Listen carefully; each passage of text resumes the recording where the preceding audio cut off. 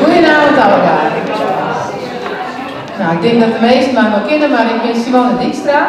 En namens Beels Arnhem heet ik je hier vanavond allemaal van harte welkom op het Beels Café Dicté hier op de campus. Nou, ja, hier op de campus, dat is echt even Aans. Ik was hier nog nooit geweest, misschien zijn er meer mensen die hier nog nooit geweest hebben. En misschien zijn er ook wel mensen van de campus die nog nooit op een activiteit van Beels Arnhem geweest zijn. Dus, nou, welkom. Mooi dat wij hier te plak in. En ik heb mij verteld laten dat er zouden eerst leerlingen komen, maar die binnen er nou niet. Dat vinden we wel wat spietig. Maar er zijn wel mensen die verbonden zijn aan de campus. Ik weet niet waar je gebleven. Ah, daar ben ik. Nou. En ik zie ook wat mensen van, dan moet ik het even goed zeggen, van het genootschap voor het behoud van het Franeker. Ja, nou ook mooi dat in te binnen. Ik zie ook naaie gezichten, mensen die ik nog niet eerder zien heb. En ik zie kaashebbers. Want ik kan er wel even bij vertellen dat de winnaar van verleden jaar, Kees Kratje, er vanavond niet is. Dus dat scheelt alweer. En de winnaar van het jaar daarvoor, die kan ook niet winnen vandaag, want die heeft het dicté geschreven. En dat is Jannie Bouwman. Dus, nou, ik zie ook de familie van Jannie, ook welkom. Leuk dat je maar ook binnen. Nou ja, dus alle kaarten voor je. Ik zou zeggen, nu best. Jannie zult dus het dicté, die heeft het geschreven en die zult ook voorlezen. Jannie is ook cursusleider van de Beelse cursus voor Beelstaligen. Krekkers Jeroen, doet ze te gaan met Jeroen. En Jeroen zal zometeen, die heeft ook een rol, die zal zometeen te gaan met mij de caféquiz presenteren. Nou, dat is even een quiz om de boel even wat op te wermen. Daarmee kun je spelen er nog niks winnen. Ja, en daarna gaan we direct door naar het dicté. Dat is aanzien wat er op de flyer stond. Dan zouden we eerst even een schoft hebben, maar dat hebben we later. Dus we gaan direct door. Nou ja, en dan aan het eind hebben we straks een prijsuitreiking. En kun je nog heel eventjes, hebben we in het schoft een hapje en een drankje. En na de prijsuitreiking krijg je ook nog een veldje waar de antwoorden op staan. Maar ik zal straks, voordat het dicté begint, even uitleggen hoe het algoritme gaat. Nou Jeroen, hoeveel wist? Zijn we maar los?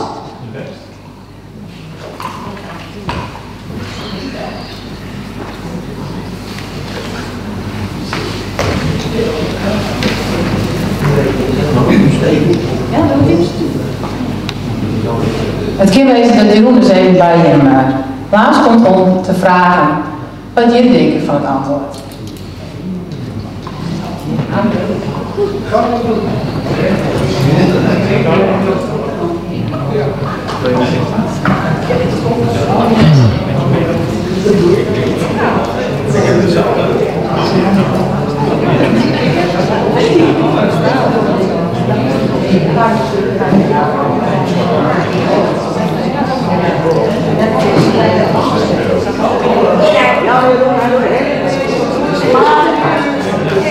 Ik weet nog weinig met de eerste deel. Ja, is leuk.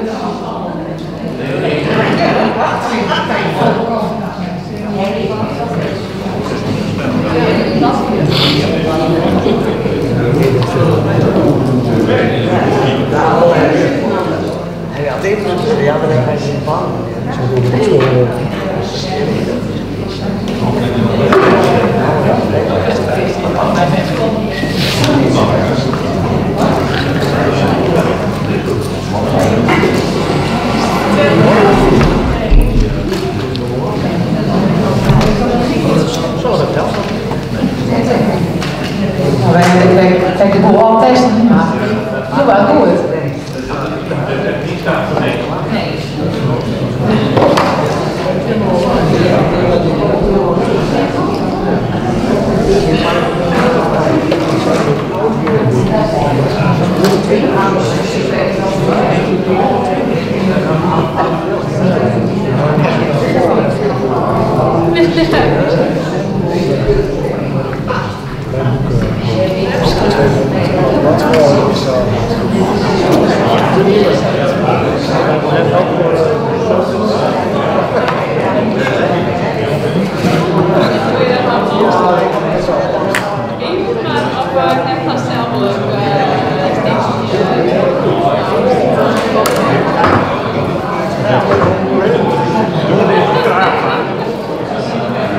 Oké, we beginnen met de eerste vraag.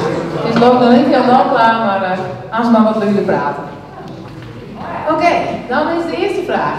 Wat gebeurt er als je gesneden halen? A, tijdens het werk hield je het open met een mes. Zoeg, staat erachter. B, er gebeurt wat dat die eigen schuld is. Of C, vleesgoed voor de bal. Nee, die roep komt even naar opeens zo. Ik weet het, ik wil er wat meer over zeggen.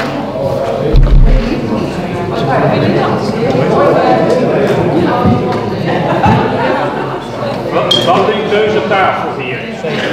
Antwoord C. De tafel denkt antwoord C. Wie denkt er nog meer? Doe niet opsteken. Nee. Ja, meer die dat denken? Wie denkt wat anders? Nou, het is goed, dat klopt. Ja. Het was nog wel wat te doen, dacht ik, hè? Oh, hij doet het. Mooi. Nou, dan gaan we door naar vraag 2. Wat is brood? Ook al schieten de 3 Beelse woorden hier over alle kanten uit. Wat denk je in? Is het A, witte bal, B, roggebrood of 1 die duwtjes praat? Goed, wat is dit tweede tafel? Antwoord B. Ja? Ja. Oké, nou. Dan gaan we door. Vraag 3. Als je een potloodsuikler binnen, wat ben je dan? A, een die niks onder zijn lange jas draagt. B, een vertegenwoordiger in potlood. Of C, een potlood verzamelen. Ik zag nog hier aan bij de rechtstafel. Wat wil je in wat een potloodsuikler is? Nou, ik wil hem aan. Hij heeft ook een lange jas.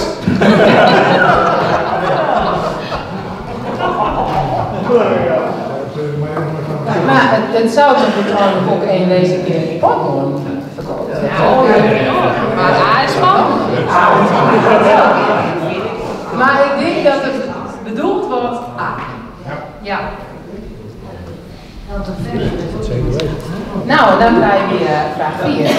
Weet een van je wat hindergoutklompjes binnen? A, een hin die gouden ijsluit. B, kipnuggets. Of C, klompen in de kleuren van de Beelse vlag. Nou ja, wat zou een hindergoutklompjes weten? Nou, ik hoor het eerlijk zijn, ik weet het niet. Nee. En dat jammer ook aan ons. Nou, dan ook er wordt niet invloed op bij je zeggen. En wie denkt dat nog meer B of andere dingen? Omdat het ABC niet is. Dat is ook heel veel meneer, ja, het ABC niet is dat nee. Ja, nou dat klopt dan. Ja. Ja, B, maar het, ja. Nou, dan heb je vraag 5. Zorg ervoor dat het spul niet stieft. En wat wil de persoon daarmee zeggen? Zeg, dat doet trouwens nou stieft. Stieft. Ja, niet met een niet stieft, maar stieft. Wat wil die persoon daarmee zeggen? A, dat er geen vlees op een melk komen moet. B, dat je het ook liever moet als je je pootstozen hebben. Of C, wils voor stolen. Ik sta hier nog bij de vragen. Dus ik denk van ja, wat denk je hiervan? Zie ik beter zeggen. Dat is de W wat C. Geen aanwezig C, nee dat klopt. Het is inderdaad C, ja. Nou, dan krijgen we 6. Het Beeldse woord voor keren is gewoon keren, draaien of zwaaien. Dat is te raar.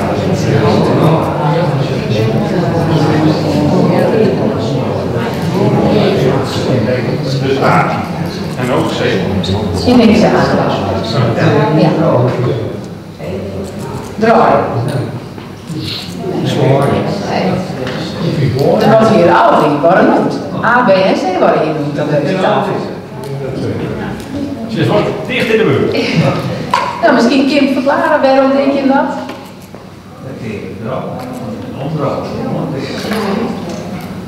En ja.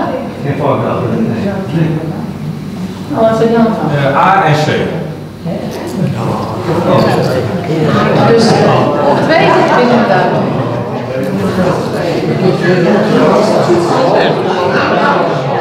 Heel ontstaan dus. Dan gaan we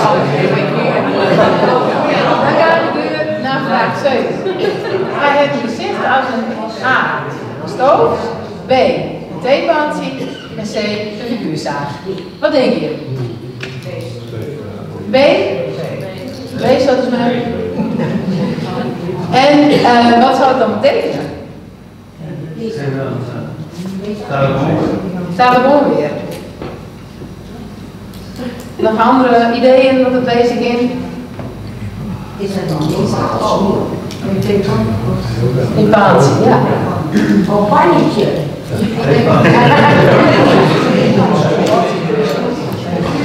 Nou, hij heeft een gezicht als een theepansie. En dat betekent wat, ja, En rondom. Een rondom gezicht. Ja, nou, dan weet je dat even. Ja, Ik kom er nog niet op. Nee, dan mislukt het helemaal. Ja.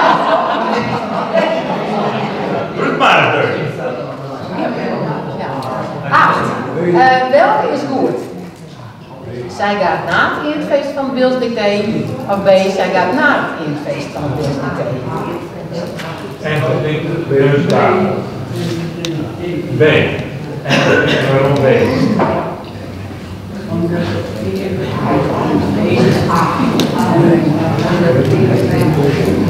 Ja?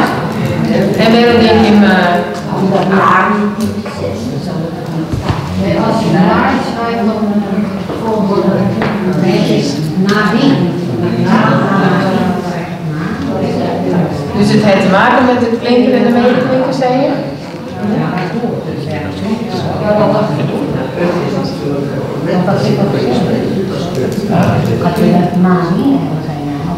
Ja? Ja, dat krijg je niet zo. Ja, dan zou het Geen mooi. Kim, nee. Nee.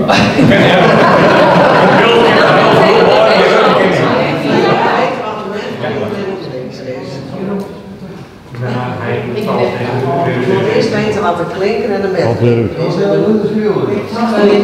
U moet weten wat een klinker en een metklinker is. Een R is een medeklinker, een metklinker. En het woord wat erna komt, dat moet dan eigenlijk met het klinker beginnen. Maar de komma T is vanzelfs niet een klinker, maar een metklinker. Maar je spreekt het als ut. En dat is wel een U en dat is weer een klinker. R die met dan Dan is het antwoord B.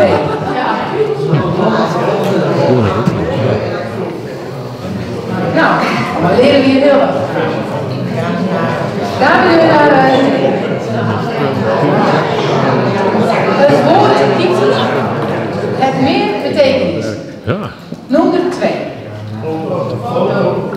Foto, ja, zeker, dat is 1. Ik heb nog even bedenken. Plaatsie, dat kennen ja. Ja. Hier was wij. Hier was het. Ja, nee, dat denk ik moet het niet. Dus, het is of een foto ergens van nemen, of ergens een kiki nemen, dus even in de buurt. Een kijkje nemen. Nou, dat is heel dauw. Ja. Dat ben ik van niet weg. Nou, dat waren inderdaad dat waren de goede antwoorden. Nou, dan heb je nog even een aantal woorden. Ja, dat klinkt wat in de meest voorkomende woorden niet meer Beels binnen, maar het is vooral ook dat het mooier, dat een mooi Beels woord is wat toch wel wat minder bruut wordt. Nou, zoals bijvoorbeeld natuurlijk, dan zei je vanzelfs. En zo waren er nog een paar.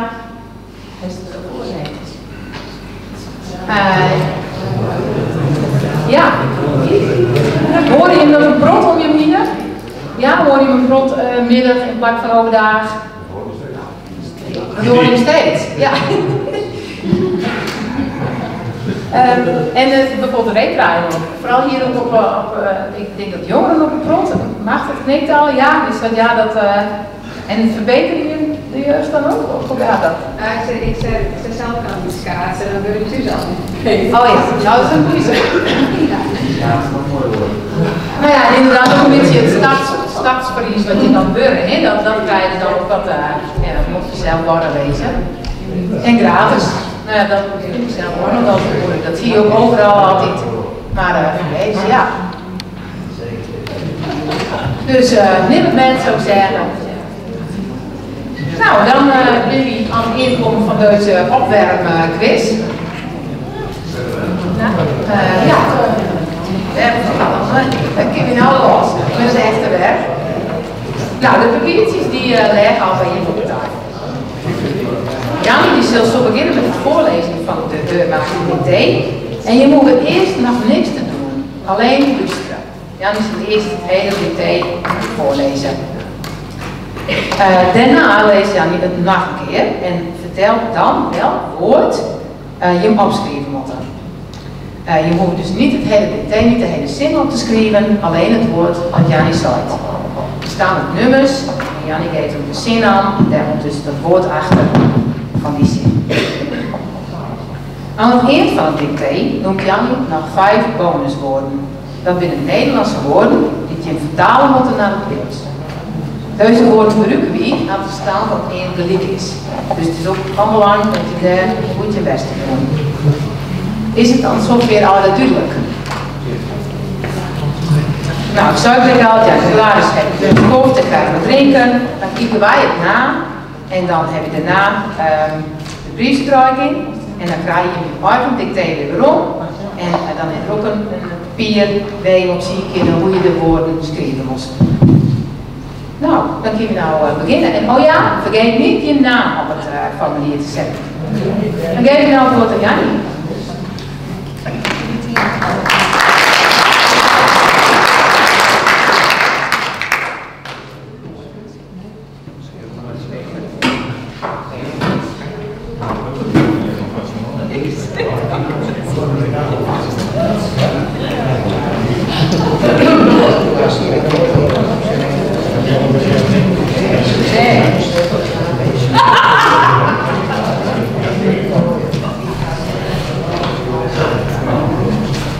Nou, ik heb het zin aan, ik wel. Ik ben het al heel lang klaar. Ja. Ik heb hartstikke hoog. Nou, dat gaat niet. Dus ik zal het eerst helemaal voorlezen. Ja, niet. De nieuwe komt echt dichter bij de mond. Soms ik zal je een verhaal vertellen dat echt gebeurd is. Het gaat over mij, maar vooral over mijn zoon. Die zit daar. Die blijkt een cabaretier te wezen zond jaren. En daar wist ik echt niks van. Het zit zo. Een jaar wat geleden kwam hij op zijn jarig. En weer waren het feestje waren op het dakterras van het flatgebouw dat hij doorwoonde in Groningen.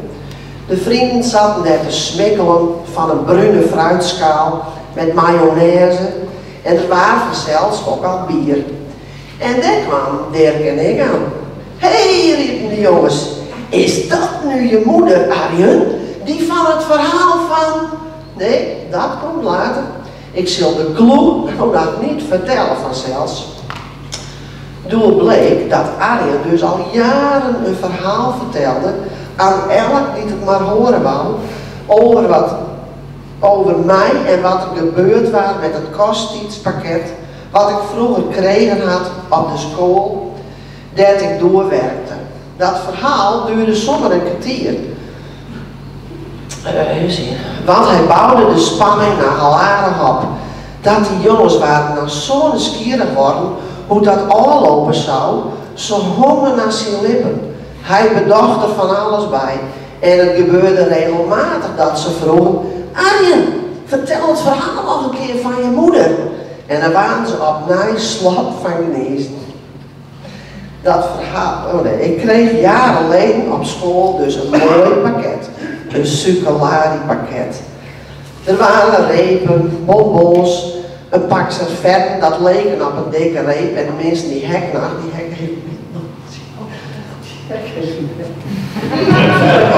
heeft altijd bewaard, al meer dan 10 jaar denk ik. Even zien. We leken op een dikke reep poeiermelk en smeltsuccolari in de vorm van een keers. In een familiaire setting zaten wij zo'n, is dat 20 jaar geleden, maar ik denk dat het korter is. Nou ja, doe er niet toe. Mooi om de tafel die tweede kostdienstdag en door hadden wij een nazetsie. Ijs met vruchten, slagroom en smeltsuccolari. Je weet wel, dat dippen ze ook wel op softies en dat stieft dan direct. Dus ik had die succolari-keers al eerder aanstoken. Want het moest al smelten, vanzelfs. Dus wij wachten een hutsie, maar het ijs begon al wat te smelten. Dus ik dacht, ik zet het even in een magnetron. En dat ging mooi. Het was zomaar vloeibaar. Arjen en ik hadden er wakker zin aan. En Dirk en een andere zoon, Herman, hoefden niet. Wij gooiden wat over het ijs en het werd direct stief, zoals het hoorde. Ik proefde niet echt succolari, maar het kwam ook door het koude ijs. Ik zei nog, ja, dat is fairtrade succolari. Dat smaakt ook aan hoor. Die avonds had ik al wat pingend lief en Arjen ook. Wat, wij waren zo beroerd als een kat. Na de vakantie kwam ik weer op school en elk was enthousiast over het succolari-pakket. Ik zei nog dat ik die smeltsuccolari in de vorm van een keers niet lekker vond. Ik zei maar niet dat ik ook ziek geweest was. Wat? Riep elke. Dat was geen smeltsuccolari, dat waren gewoon een bruine keers van paraffine. Ik wou door de grondzakken. Ik heb nog jaren aanhoren moeten.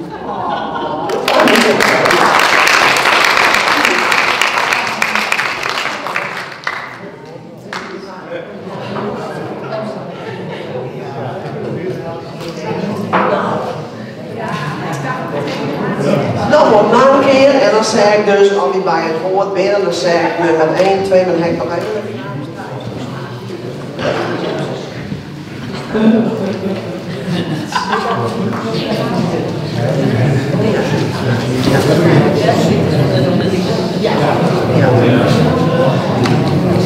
Ik zal je een verhaal vertellen dat echt gebeurd is. Het gaat over mij, maar vooral over mijn zoon. Die blijkt een cabaretier. Dat is de eerste. Cabaretier. Cabaretier.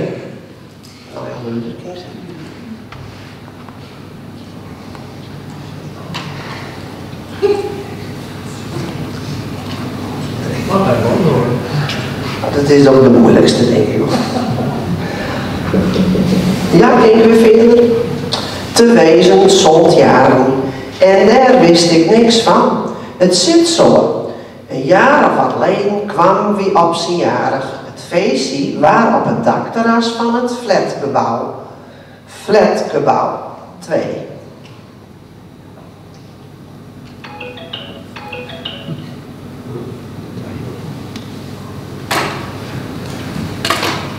Die door woonde in Groningen. De vrienden zaten daar te smikkelen van een bruine fruitschaal met mayonaise. 3 mayonaise.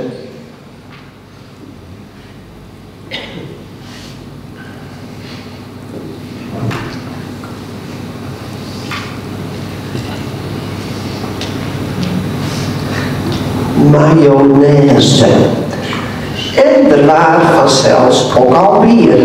En daar kwamen Dirk en ik aan. Hé, riepen de jongens. 4 jongens. Jongens. Dus niet meisjes, maar jongens.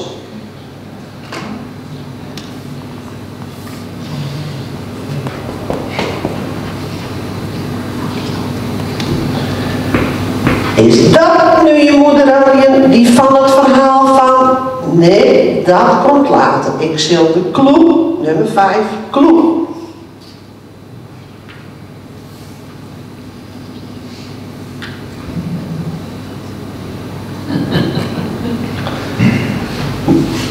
Nou, nog niet vertellen vanzelfs. 6 vanzelfs.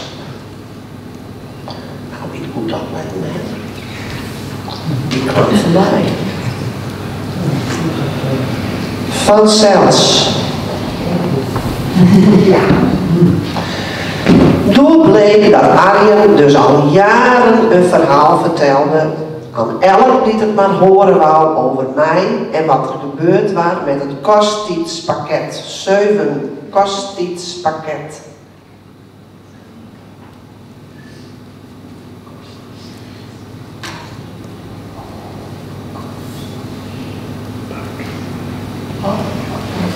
Kosttijdspakket.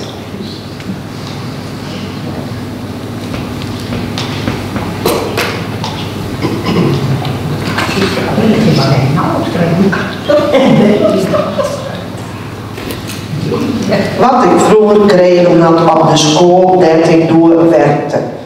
Dat verhaal duurde zomaar een kwartier, want hij bouwde de spanning nogal aardig op.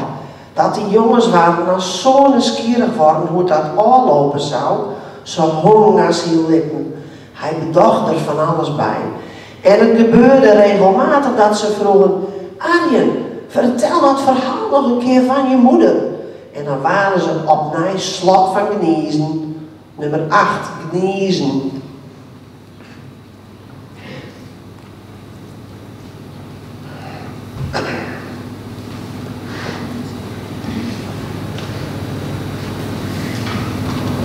Ik kreeg jarenlang op school dus een mooi pakket. Een succulari pakket. 9 succulari pakket.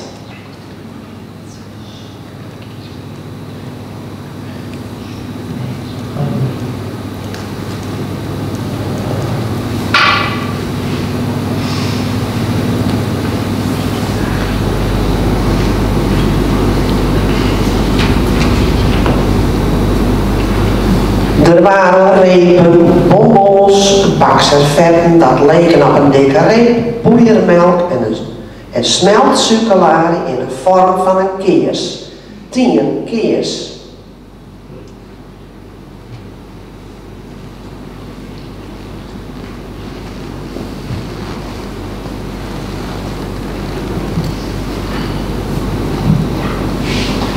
In een familiaire, 11 familiaire.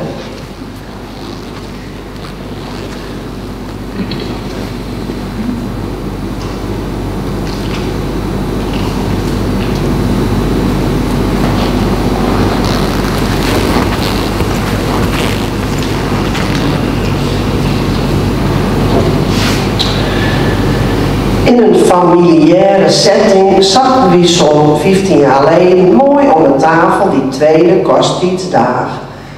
Kosttijddag. Nee, dat wordt niet altijd geschreven. Sorry. Ik vind het wel mooi.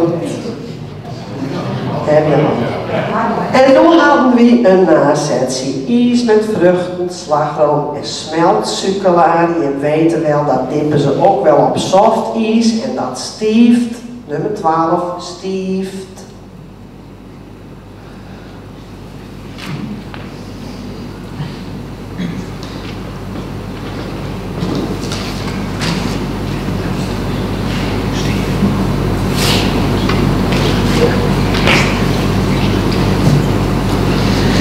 stieft dan direct. Dus ik had die succolari-keers al eerder aanstoken, want het moest al smelten vanzelfs.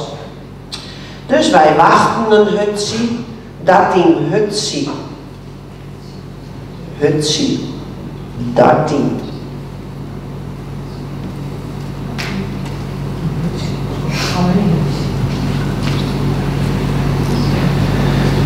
Maar het ijs begon al wat te smelten, dus ik dacht, ik zet het even in de magnetron. En dat ging mooi. Het was zomaar vloeibaar, 14 vloeibaar.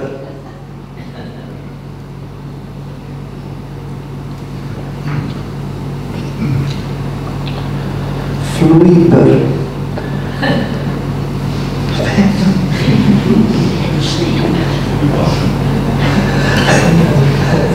Arjen en ik hadden er wakker zin aan. Dirk en de andere zoon Herman hoefden niet. Wij koorden wat over het ijs en het wordt direct stief. Stief. Ja, dus dat klopt dan niet, dat is dan 15, nou. Stief. Schreef hem toch nog al en dan ben ik helemaal in de war direct.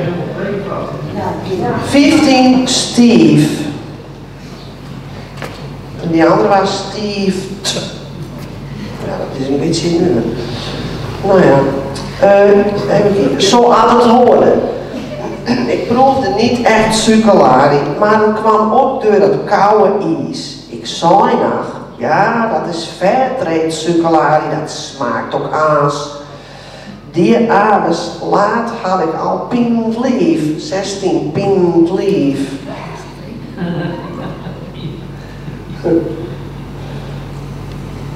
Pint lief.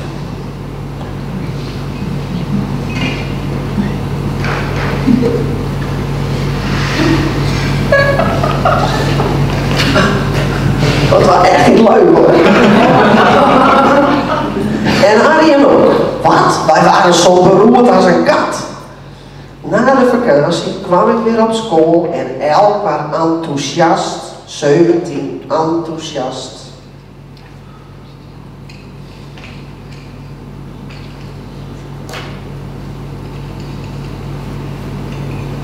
Enthousiast.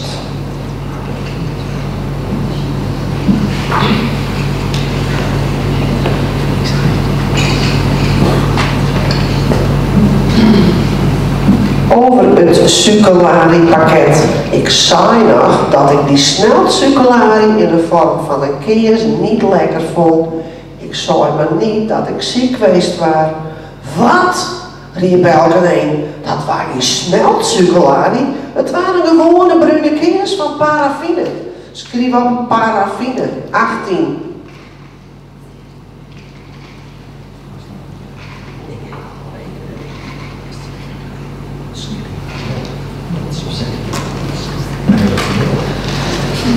Ik wou wel door de grond zakken. Ik heb het nog jaren aan horen moppen. Ben er nog vragen? Ik moet het nog een keer herhalen, ja? Oké. 1. Cabaretier. 2. Flatgebouw. 3. Mayonaise. 4. Jongens. 5. Kloe. 6. Vanzelfs. 7. Kost iets pakket. 8. Kniezen. 9. Succolari pakket. 10. Keers. 11. Familiaire. 12. Stieft. 13. Hutsie. 14. Vloeibaar. 15 stief, 16 pint lief, oh ik wil het denken, 17 enthousiast, 18 paraffine. Ja, zeker. Het moet wel ongelooflijk blijven, hè? Dat moet in de wereld in hebben. Hier nog wat.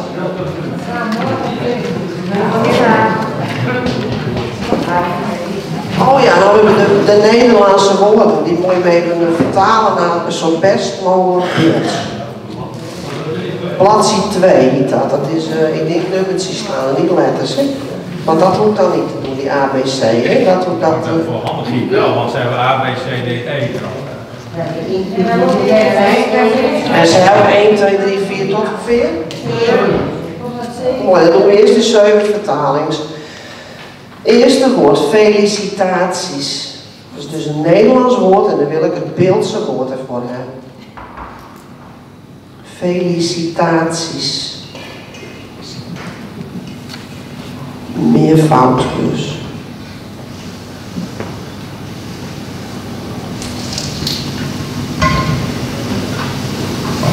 Ja, de tweede, egoïstisch.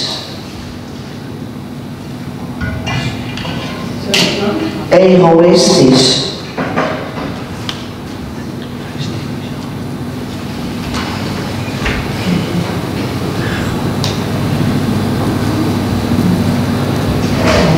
Nummer 3, elastiek.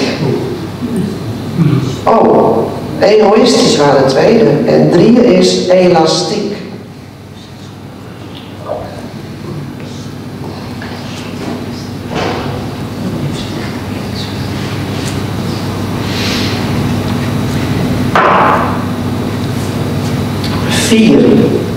Daar komt hij hoor, revolutionair.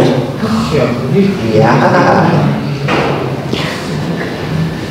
Revolutionair. Wat is dat in het beeld?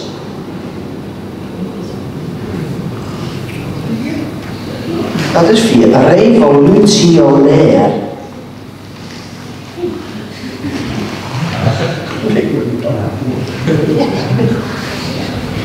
Gewoon van denk ik.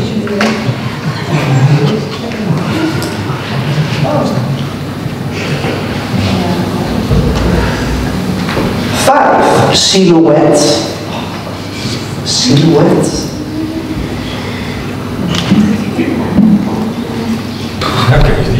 Die zei heel moeilijk, als ik niet dat woord heb, nou, het is echt, dat ken ik wel een huis. Silhouet.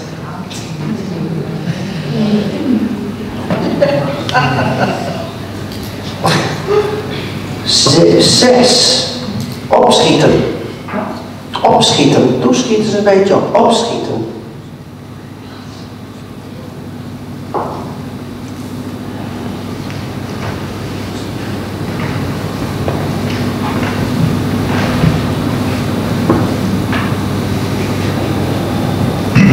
En dan nummer 7 van deze vertaling is snoepgoed. Snoepgoed.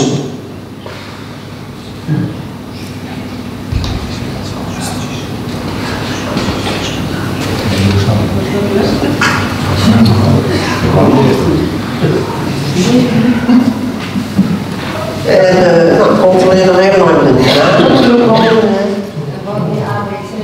Nee, dat doen we later. Want als hier een verschil u komt, dan hoeft dat niet eens, denk ik. Oh, die is zo moeilijk.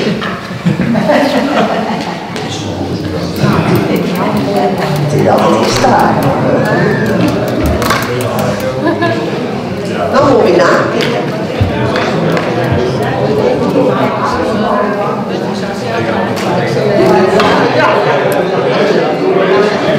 Goeie allegaars.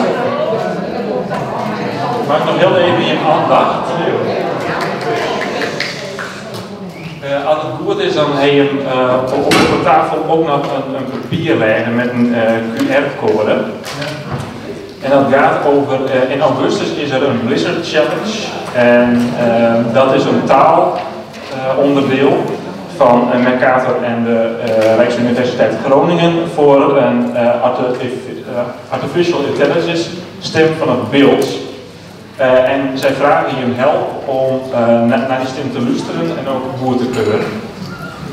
Dus als je die QR-code scannen, er staat meer informatie op het papier hoor, maar dus dan weet je mensen waarom dat daar dan.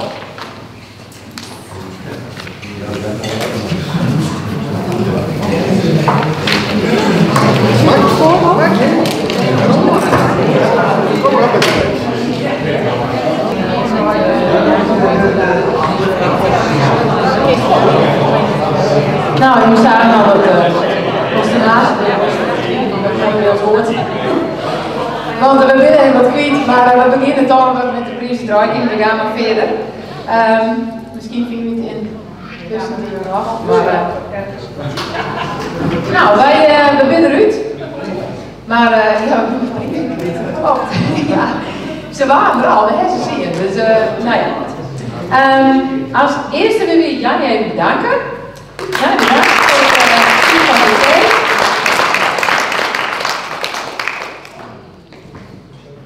Even een bosje blom. Ja, graag gedaan. Dikke. Mooi verhaal.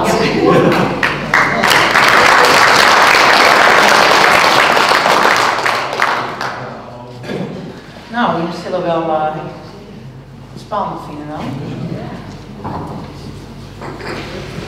We beginnen met de database. Nou, er waren direct al 3 mensen die hetzelfde aantal fouten hadden. Dat waren 4 fouten. Nou, dan kijken wij dus naar de woorden die je vertaald hebben. En daar waren 1 die had 4 fouten in die woorden. Nee, 3 fouten in die woorden. Dat zou goed zijn. 1 die had 4 fouten in die woorden en 1 die had 6. Ja, nou dus dat was duidelijk. Wie meedeed voor de database waren Jitske Dankert, Ida van der Wal en Dirk de Jong. En degene met 3 fouten in die woorden, die heeft de database won en dat is Dirk de Jong.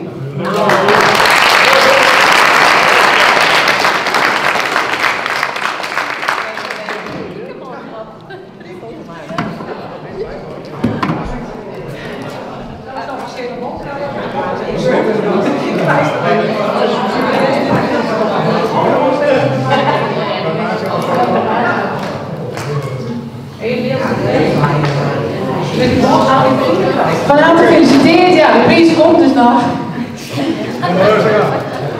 De derde. Ja. Dan gaan we nu naar de tweede prijs. Die had 3 fout. En dat waren de enige met 3 fout, dus daar hoeven we niet naar die woorden te kijken. En de tweede prijs is gewonnen Femke Keizer.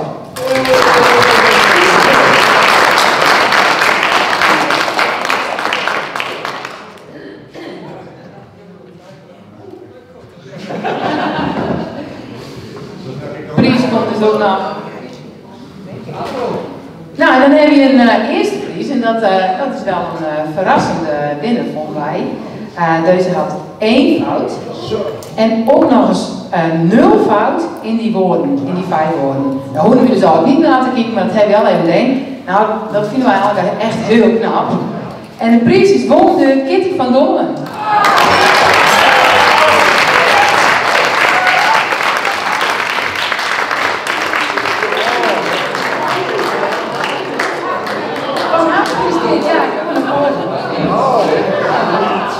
Echt heel knap ding.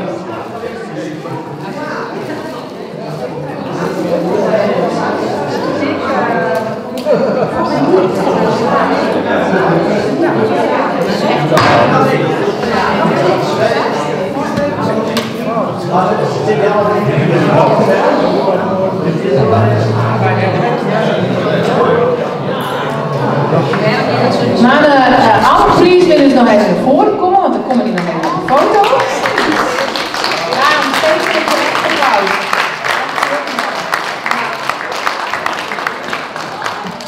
Super, ja. Ze vinden het te plakken.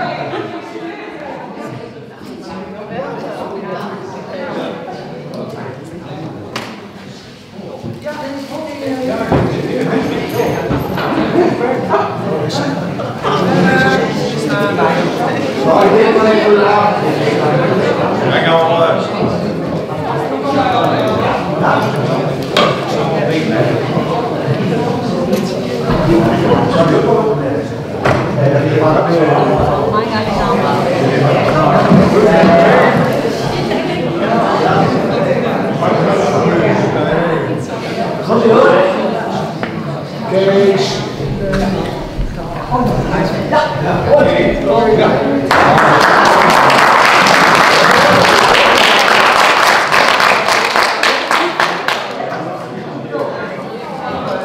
Dan ben nou aan het eind komen van deze avond. We bedanken je allemaal hartelijk voor je aanwezigheid. Mensen van de campus ook bedankt. Marinus, Machteld, Alfred en Paul. Jelke bedankt voor de foto's. Jan bedankt. Nou ja, en het is wel een schoolavond, dus we kunnen niet al te laat maken. Maar we willen met z'n voor op schemen, dus we kunnen nog eventjes napraten, nog even drinken en een hapje halen. En dan is ik hem voor de aanstaande Bel Thuis en Ant Kiekers. Oh ja, je mag je nog even hier weghalen, leggen we even op tafel. En als het goed is binnen er dus ook de antwoorden bij. Dat hier.